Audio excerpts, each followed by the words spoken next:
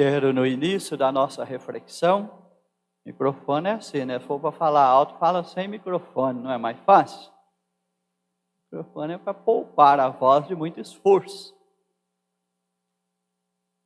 E poder chegar a todos, né? Esse aqui tem som, esse aqui não tem.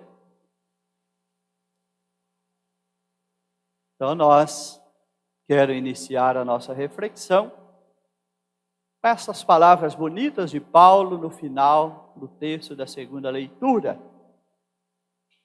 Paulo dirigiu essas palavras àquela comunidade cristã lá dos primórdios, lá em Roma. Mas a palavra de Deus proclamada é sempre uma palavra atual. A palavra de Deus nunca está no passado. Cada palavra viva, ela tem sempre a mesma força. Seja quando ela foi escrita, seja quando ela é proclamada. A palavra de Deus, para quem a anuncia, deve vir viva pela inspiração de Deus, chegar viva no coração de quem vai proclamar, sair viva do lábio de quem a proclama e chegar viva ao coração de quem a escuta. E a palavra tem toda a sua eficácia e força para frutificar no chão da nossa vida, para que possamos verdadeiramente fazer a vontade de Deus segundo a sua palavra. A vós todos que morais em Roma, amados de Deus e santos por vocação. Me dirigir daqui a toda a Diocese de Sete Lagoas, nas nossas 41 paróquias, 22 municípios, 380 comunidades. Nosso anúncio nessa semana, que nos chama a voltar o olhar e o coração na direção do Natal do Senhor. Já fizemos esse caminho, estamos fazendo da vivência do Advento. Muitos estão rezando a novena de preparação para o Natal.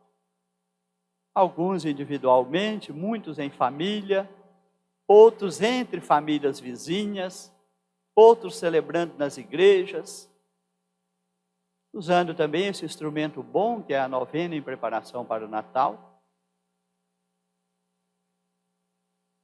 Tantos outros preparando em suas casas os presépios, como uma catequese relacionada ao nascimento de Jesus. E até recomendo muito, onde tem crianças e adolescentes, o presépio muitas vezes evangeliza mais do que nossas palavras. E fica mais fácil falar do Natal na presença do presépio, mostrando o nascimento de Jesus, para a criança entender que no centro não está o Papai Noel, está o menino Jesus. O Papai Noel só representa que Deus nos deu um presente. Seu filho nasceu para nós. E esse presente é dado a todos nós. A figura do Papai Noel ali não é para tirar Jesus do centro. É para nos ajudar a louvar a Deus pelo presente que nos foi dado. Então não precisamos demonizar nada. Nós temos que saber é fazer a leitura do que aconteceu, do que acontece, e mesmo que haja às vezes muita instrumentalização do sagrado em favor do comércio, mas nós não vamos ter o melhor resultado reclamando disso. Tenho que perguntar se nós estamos fazendo bem feita a nossa parte. E colocar no centro do Natal o acontecimento desse sinal de Deus, dessa teofania, que é o nascimento de Jesus. Nós vamos ter uma teofania, Deus se manifestando, Deus se mostrando, como vão ver no Evangelho. Quero então dirigir essa palavra que ela encontra, sim, seja para nós, uma palavra também que nos ajude a sentir espiritualmente preparados, fecundados pela graça de Deus. para bem celebrar o Natal do Senhor. Todos que morais em Roma, então todos que morais na extensão dessa nossa diocese de Sete Lagoas. Sintamos todos nesses dias amados de Deus e santos por vocação. Para isso fomos batizados, para nos sentirmos sempre amados de Deus, santos por vocação. Graça e paz da parte de Deus, nosso Pai, é isso que Deus quer para nós. Deus não quer na nossa vida, não são as perturbações do mundo, os medos, as ameaças, a agitação, toda essa confusão que está aí. Deus quer para nós muito mais, graça e paz. Jesus vai ser anunciado no seu nascimento como o príncipe da paz, e não como senhor da guerra. E as bem-aventuranças é felizes os que promovem a paz, que serão chamados filhos de Deus. Quem é contra a paz não é filho de Deus. Quem não promove a paz não é filho de Deus. Quem gosta mais das armas do que da paz não é filho de Deus. Bem-aventurados que promovem a paz, que serão chamados filhos de Deus. Graça e paz da parte de Deus, nosso Pai. Vamos deixar essa graça e essa paz de Deus entrar e reinar. Porque o mundo quer colocar muita coisa ruim na nossa vida. Muitas perturbações, muitas violências, muito ódio. Jesus vem justamente, veio e continua vindo, porque seu nascimento é sempre atual, é para dizer não a essas coisas. É para dizer sim ao amor, é para dizer sim à paz, é para dizer sim à fraternidade humana. Somos todos nele filhos de Deus e formamos uma só família de Deus. Esse é o caminho da vida cristã, não pode ser outro que não seja o caminho do amor fraterno, da união, da paz, da solidariedade, do perdão. Esse é que é o caminho de Deus, não podemos deixar o mundo dizer que o caminho de Deus é outro.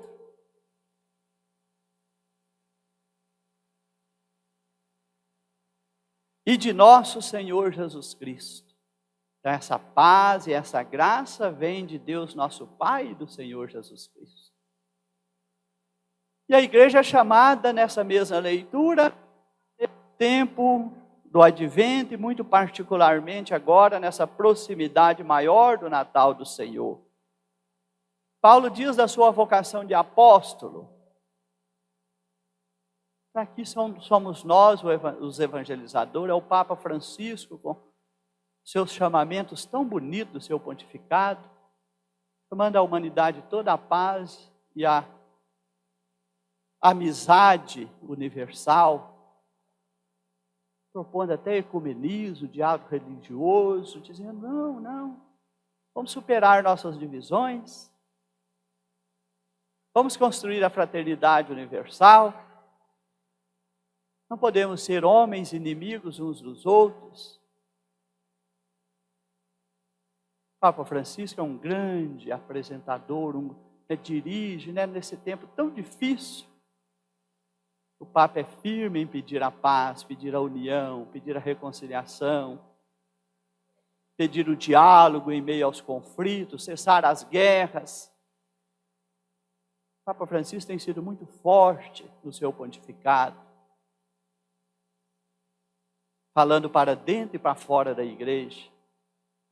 Só que o Evangelho diz, a luz veio a este mundo, mas os homens preferiram as trevas à luz, porque suas ações eram más. Tem gente que não gosta de ouvir o Papa, que às vezes as suas ações más sentem-se incomodados com ela e querem afirmá-las mais do que o chamamento que Deus faz pelo Espírito Santo na vida da igreja, pela palavra do Papa. Suas ações eram más, por isso preferiram as trevas à luz. E Deus novamente vem, ainda que os homens muitas vezes persistam nas suas ações más. Mas ele mais uma vez vem com a proposta da paz. É o príncipe da paz, é o Emanuel, é o Deus conosco. É o Deus que quer nos conduzir nos caminhos do seu amor, da sua misericórdia. Nos ajudar a sentir contemplados por esse amor, por essa misericórdia. Sentir contemplados por essa paz e nos fazermos instrumentos do seu amor, da sua misericórdia, da sua paz. Seja o Papa, seja aqui o bispo que está à frente dessa igreja particular, a nossa Diocese de Sete Lagoas, seja os nossos sacerdotes em cada uma de nossas paróquias, seja os catequistas, seja os ministros da Eucaristia, seja tantas lideranças presentes na vida da igreja, a serviço da evangelização, seja a vida religiosa, sejam os consagrados e consagradas, tem que falar a mesma língua, a língua do Evangelho, não outra. Porque senão cada grupo começa a falar aquela língua que acha que o seu grupo tem mais razão do que o Evangelho. Começa a dar um tremendo contra-testemunho, sinais de divisão, de discórdia. Isso não é de Deus, isso é da fraqueza humana, é da arrogância humana. É aquilo que está em Acais na primeira leitura e que é superado no Evangelho de hoje por José. Tem muitos Acazes por aí, achando que é o rei que Deus escolheu para o seu povo e passa a acreditar mais em si do que em Deus. José é o homem justo que acredita mais em Deus do que em si. E Deus age através dele, não através de Acaz. E contraria e denuncia o erro de Acaz. Tem muitos grupos, até dentro da igreja, que precisaria ter a humildade de José e não a arrogância de Acaz, que contraria os planos de Deus. E se deixam derrotar também nas suas teimosias. Escolhido para o Evangelho de Deus, nós somos escolhidos para o Evangelho de Deus. Esse Evangelho que Paulo diz respeito ao seu filho, descendente de Davi, conforme Deus vai dizer a Acaz, e agora José, ele é descendente de Davi, segundo a carne, mas autenticado como filho de Deus, com poder pelo Espírito de Santidade. Espírito de Santidade está escrito em letra maiúscula no texto sagrado. E sabemos que é o Espírito Santo. Este é meu filho. Escutai-o, autenticado pelo Espírito. Quando Jesus foi batizado, esse Espírito veio sobre ele, autenticado. É por ele que recebemos a graça da vocação para o apostolado. Então, nós temos que sentir que anunciar o Evangelho é uma vocação, é um apostolado. Não é uma decisão só humana, não é um interesse humano, não é uma questão subjetiva, é algo maior. É um chamamento de Deus a partir de dentro, para uma entrega verdadeira e para uma escuta dos seus chamamentos. Como Isaías está lá de Acá, dando a vontade de Deus.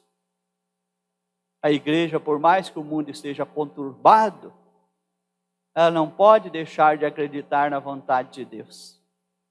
E acreditar que os planos dos homens serão derrotados e a vontade de Deus vai prevalecer. O quando é o desígnio de Deus. Às vezes nós temos a tentação de querer resultados imediatos. E trocamos os pés pela mão a troco disso.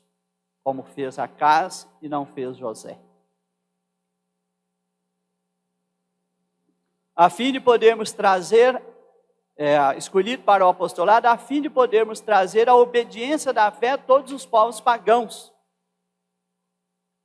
O apostolado que anuncia Cristo, Filho de Deus, ele traz a obediência da fé aos que estão afastados do caminho da fé. Hoje nós falamos, a igreja é em estado permanente de missão. Não é só esse que está revestido do apostolado, mas cada um dos batizados, falei da novena de Natal. Cada um que está nessa igreja poderia ter pegado o roteiro da novena de Natal, escolhido uma família que não está frequentando a igreja e falar, vamos rezar junto esses encontros orantes aqui sobre o Natal. Então a igreja é em estado permanente de missão, todos nós nos sentimos missionários na vida desta igreja, a partir do nosso batismo. Tem muita gente afastada do caminho da fé. Somos chamados a fazer um esforço para trazê-los à obediência da fé, a retomar o caminho da fé do qual elas estão afastadas. E o Natal é tempo mais propício, é tempo mais especial. Essa semana nós ainda podemos mudar o coração de uma pessoa que às vezes tem vivido o Natal muito mais no sentido exterior do que da espiritualidade. Nós podemos ajudar essa pessoa, às vezes, a encontrar o sentido espiritual do Natal. Falando bem sobre o Natal na ordem da espiritualidade e da fé. E quem sabe até rezando com essa pessoa um dia dessa semana e a convidando para, antes de ir para os comes e bebes do Natal, vir à igreja celebrar o Natal em comunidade. Ontem, enquanto me deslocava para Jaboticatubas, onde celebrei uma crisma à tarde, aí ia escutando uma emissora de rádio. Aí naquele programa, em determinado momento, falou, hoje nós vamos falar do Natal. Falei, opa, coisa boa, ao Natal aqui na rádio. Assunto vai, assunto vem. Quem foi chamado para falar sobre o Natal? Um nutrólogo. Nós vamos entrevistar um nutrólogo para falar sobre a ceia de Natal, o que comer, o que beber, o quanto comer, se você exceder no que comeu, como desintoxicar depois do Natal. Eu pus a mão na cabeça, falei, aqui está o nosso desafio. Mais do que ter alguém no meio de comunicação, que é um sacerdote, um bispo, um catequista, é ser capaz de evangelizar quem está nos meios de comunicação também. Para quando for falar do Natal, não falar só do estômago. Para quando for falar do Natal, falar daquilo que é principal. E se temos razão para dar presente, para confraternizar e para ter uma ceia, é porque algo de muito sublime aconteceu. Deus nos visitou através do seu Filho. Isso é motivo de alegria e festa para nós. Não seria um Natal só do nutrólogo, só do estômago, mas um Natal maior. Caso contrário, nós ficamos na correria dos presentes, da roupa que vamos usar, da comida que teremos no dia, da bebida, e às vezes o Natal da espiritualidade fica muito diminuído, muito enfraquecido. Rezemos mais. Falei na hora do ato penitencial, quem sabe ainda fazer uma confissão. Quem sabe ainda correr atrás do prejuízo e, se não der para rezar todos os encontros da novena de Natal, rezar alguns. Ainda como uma chegada melhor.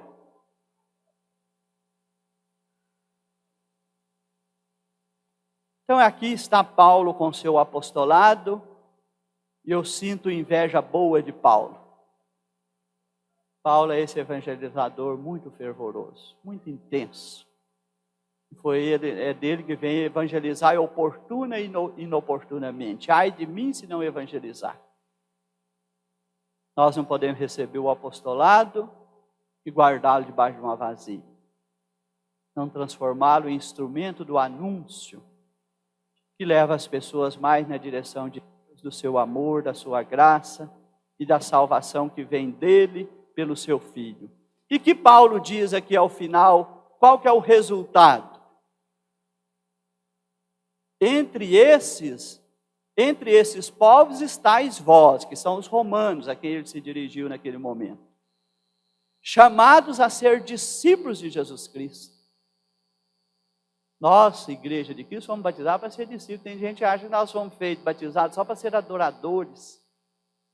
Adorar é uma consequência do discipulado. Por isso Jesus falou para a samaritana: Deus quer adoradores que o adorem em espírito e verdade. Primeiro você tem que viver autenticamente a sua fé para depois você adorar.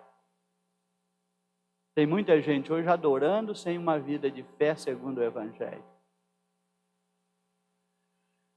Então se torna uma adoração vazia.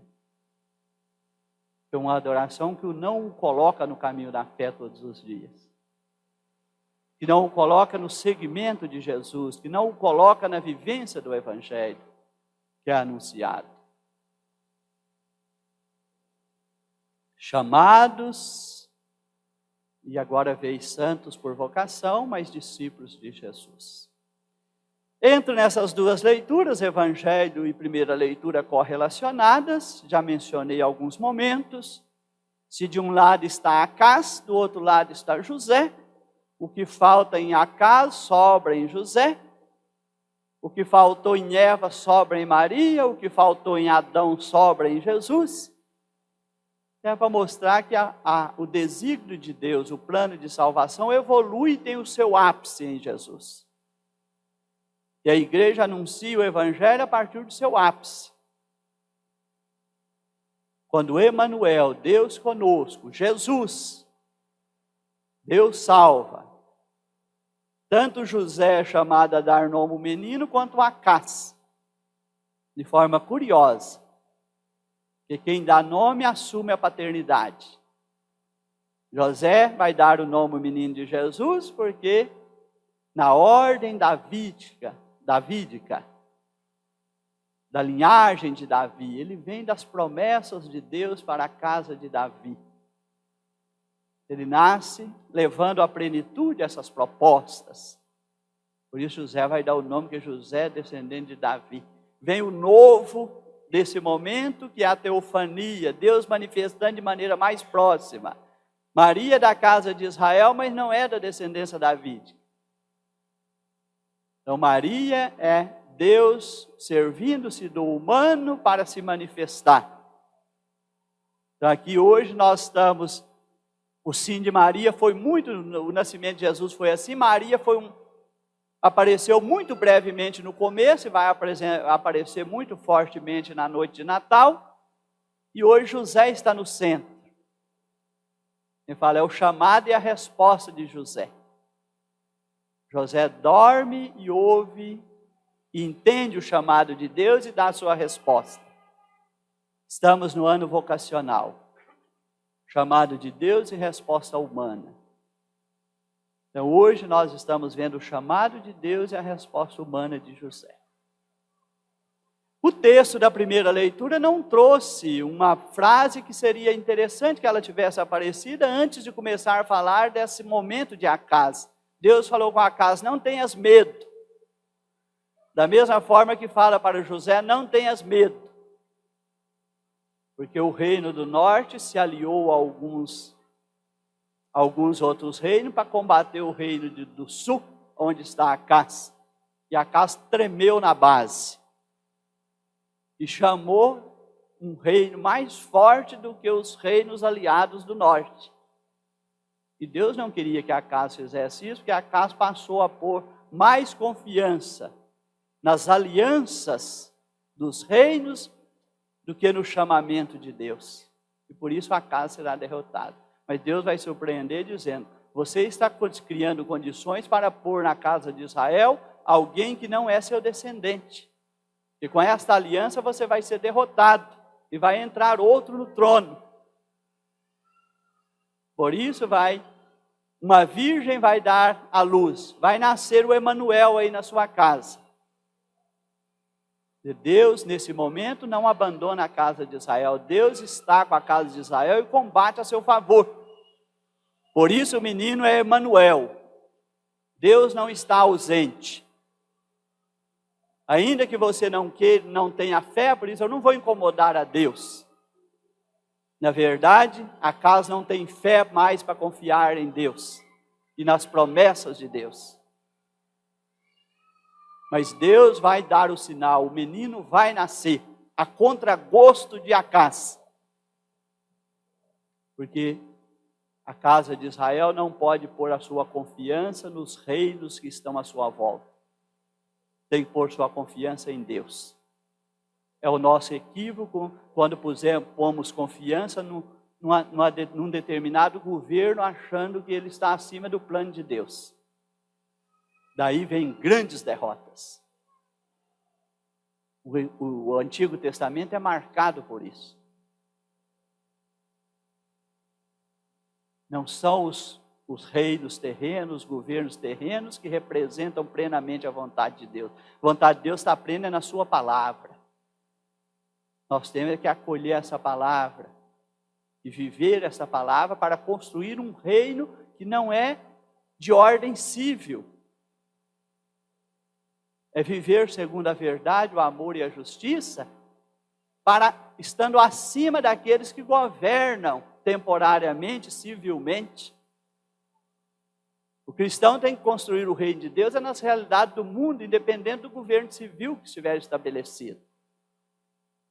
E tornar os governos civis mais conforme a vontade de Deus, com a sua presença e sua ação.